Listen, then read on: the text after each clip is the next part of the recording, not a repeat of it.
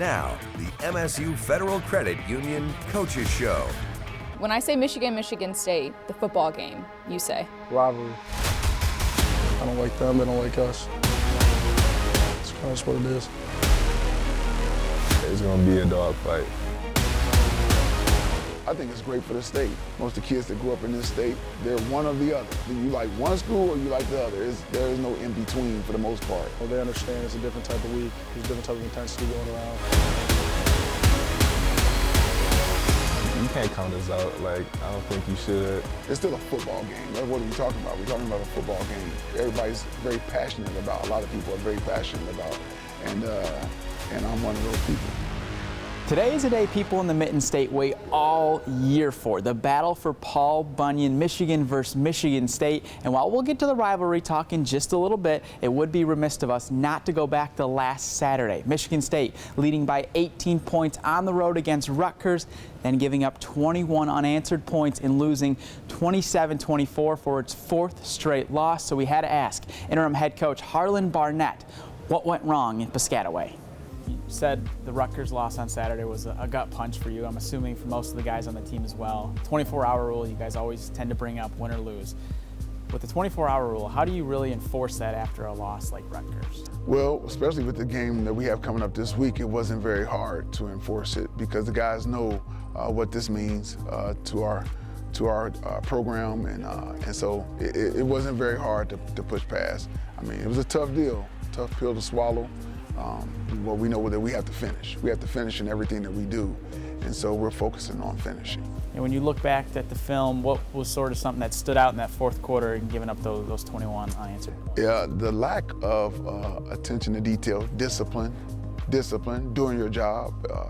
We talked to them about that because what happens was momentum swung, and our guys sort of panicked, I think, a little bit, as opposed to just doing your job and trusting what you've been coached to do and applying that coaching. And we have in some areas, we have a young team. And so they're going through a learning process right now of how to finish and win games like that, understanding that in the Big Ten Conference, people are going to play all the way to the end. Nobody's ever going to just stop playing and quit and give up. A lot of great coaches in this conference and a lot of really good players. So you got to keep playing no matter what. Hauser throws and in the end zone, that is caught. Touchdown, Montori Foster Jr. What a great throw by Hauser, and there's his first touchdown pass as a Spartan. One of the positives in that game was Caden Hauser making his first start. What did you think overall of his performance, redshirt freshman making his first start in the Big Ten? I thought he did a really good job. Caden played well, did some really good things in not so great conditions, but he did a really nice job, and look forward to him getting better and better as we move forward throughout this season. Why did you feel like he was ready to take on that role as your guys' starting quarterback? Because, he's been here under Coach Johnson now for almost 2 years, and he understands what the offense requires for him to do, and it was just time. It was time for him to just show what he could do.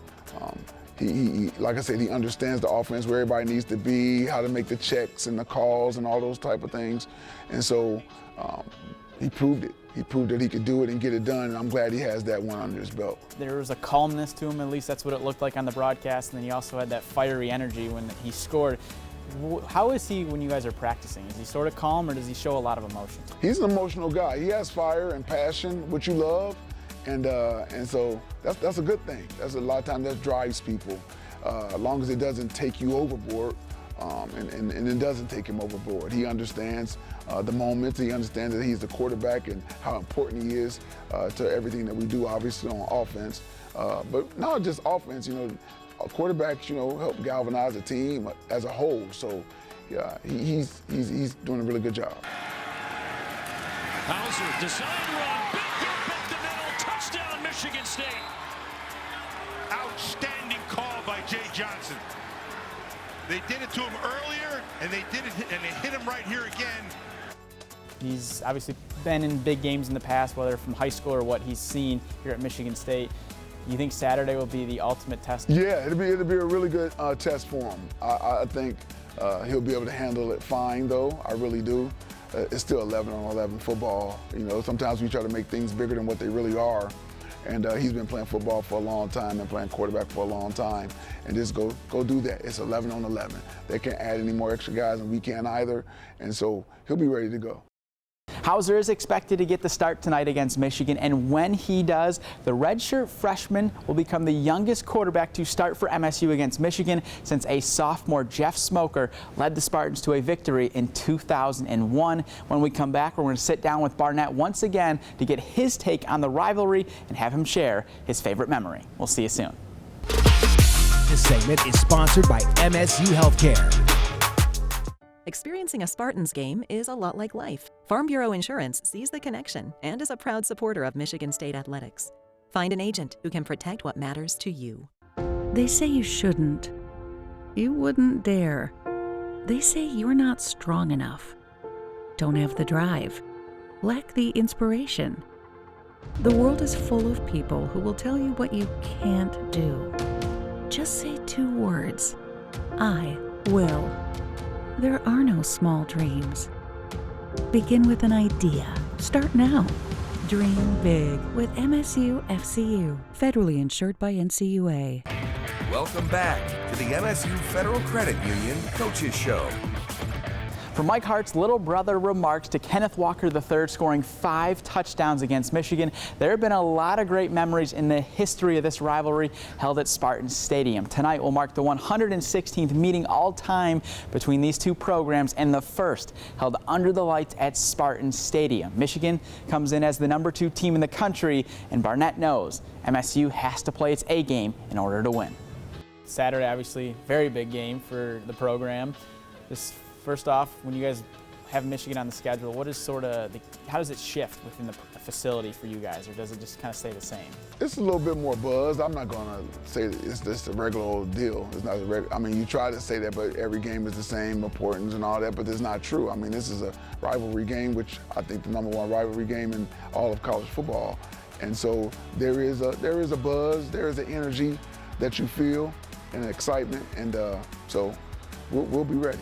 What is it about Michigan? Obviously, they're ranked number 2 in the country right now, so they do a lot of things well, but what is it, sort of the main thing that they do just well in general?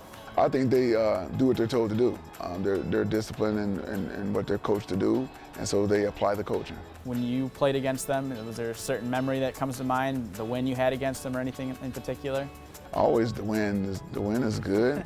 Interception, yeah, that was good. 17-11, quarterback threw 7 picks. Just a short memory I have. McNamara looking. Intercepted. Bradley. Ball game. The Spartans said they were tougher. The Spartans said they would flinch. And they did.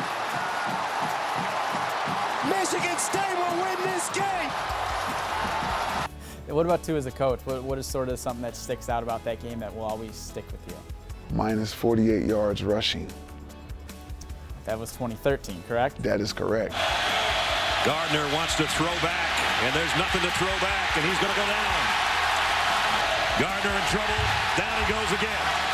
Right up the middle. Bola blew it up. Danico's Allen finished it off. Oh, it's getting loud in here. And he's got another one. As Todd said, 10-point lead when you got the #1 defense in the country. They let the Tiger out of the cage, and they growled to a 29-6 victory over their arch nemesis from Ann Arbor. Those guys were some dudes, man. A lot of alpha males on that team, a lot of leaders. And I remember towards the end, we just kept coming at them, kept coming with this blitz that we had, and we called it like 3 times in a row. And boom, boom, boom. So you get me fired up talking about it. But it was a great game, great team. That defense and the offense. I mean, it was a great year. Obviously, the year we went to the Rose Bowl and beat Stanford, and only had the 1 loss. You mentioned how this is the best rivalry in college football. What do you think makes it so special? Obviously, the in-state connection, but what is it about the 2 programs that it seems like, no matter the records, they're always going to bring the best out in one another? The history. It always goes back to the history of it. And then I say this, I think it's great for the state. I think most of the kids that grew up in this state, they're one or the other. male or female. Do you like one school or you like the other? There is no in between for the most part. And so I think that's a great thing. It's a great thing for the state. It's still a football game. That's what we're talking about. We're talking about a football game. Everybody's very passionate about. A lot of people are very passionate about, and I'm one of those people. Saturday will be the first time it's a night game between Michigan and Michigan State at Spartan Stadium. Is there a different buzz when you do have a night game, or just getting ready for a game day when it's at night? Well, night games are always fun. I remember the very first one here in 1987 against USC, but the first one against these guys will be very, very special, and our guys will be fired up. We can't be too fired up where we can't go out and perform, but we will be fired up and ready to go. You guys have played a top 10 team already this year in Washington. In a way, does that prepare you for knowing the capabilities of a team at that caliber? Actually, it does. It really does. I mean, it lets you, hey, you saw what they did when they came in here, right? So absolutely it does. Absolutely it does. They're a really good football team, and they're still continuing to show that they're a really good football team. And so we got another one coming in here this weekend. Well, good luck trying to bring Paul Bunyan back to East Lansing. Thank you, Ian. I appreciate it. Michigan comes into this game on a 19-game winning streak in Big Ten play, with its last loss coming here in East Lansing back in 2021. When we come back, we're going to sit down with a player who was on the field that day to get his take on MSU's chances of victory tonight. This segment is sponsored by Shoepan. Welcome back to the MSU Federal Credit Union Coaches Show. Welcome back. If you had told senior wide receiver Montori Foster Jr. 6 years ago he would be playing football in the Big Ten, he might not believe you. It's because he was one of the top high school basketball players in Northeast Ohio and didn't play football until his senior year of high school. Now, as he gets ready for his fourth game against rival Michigan, our Tyler Driesinga sat down with him this week and has more on Foster's development into one of MSU's top receivers.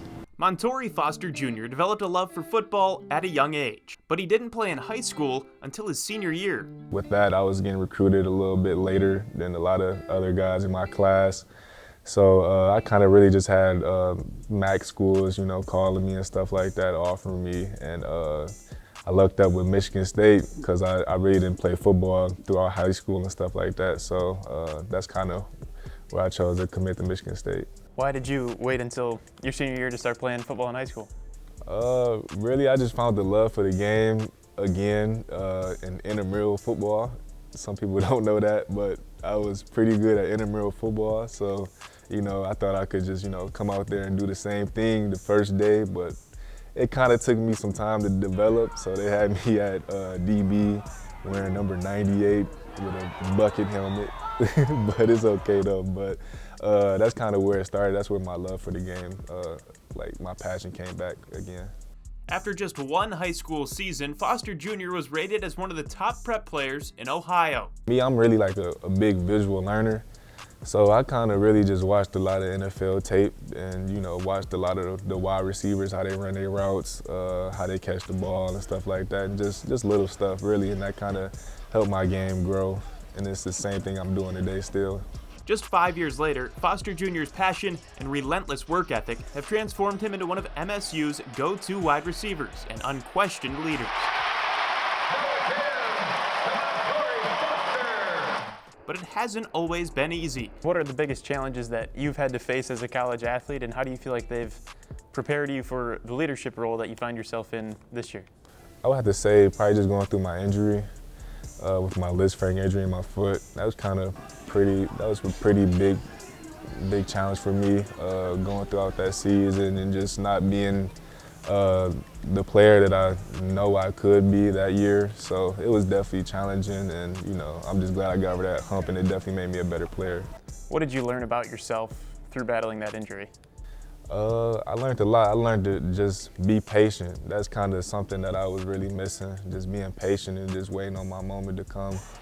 And that's really it for real, just being patient and just knowing that, you know, God has a plan for me. Certainly patience is an important thing for you guys this year. What do you feel like you've learned about yourself and about the team through this 4-game losing streak, and why do you believe that the last 4 games aren't indicative of the type of team you guys can be in the next 6 games? I mean, obviously the season isn't going as we, you know, would like it to, but you know, just being resilient. I could see everybody in everybody's eyes. We're not going to lay down and quit. That's just not what Spartan Dogs do. So, you know, that's really where we're at right now, and I'm glad to see that in everybody's eyes and my eyes too. Like, I know we can go. We are striving to go 6-0 for this last stretch of games and stuff like that. So I just can't wait.